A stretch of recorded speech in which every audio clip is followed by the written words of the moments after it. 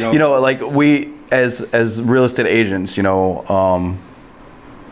I'm not gonna say speak for everybody, but you know, we're always told to try not to be emotionally involved or attached to your client because you know emotions have a big part.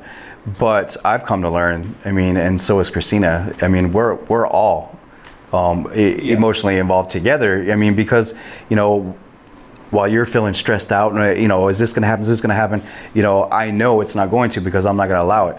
You know, or you know, we know certain things, whatever it takes to, you know, ease you, you know, your whole thoughts because your mind's turning, especially the veterans. Because when we start talking money makes you do stupid things. Oh yeah, absolutely. You know, you rationalize. Well, if I buy this home for $225,000, which is $25,000 over what I was comfortable with in the first place, but I drop another $10,000 in these repairs, I'll make my money back. Yeah. You know, where a regular client, it's a hard conversation to bring them off that ledge. Yep. Right? With a veteran, they appreciate so much. Yeah, they do. Look, I've had this conversation so many times. It's maddening. But look, remember when I told you we had this discussion a few months back about your comfort zone, blah blah blah.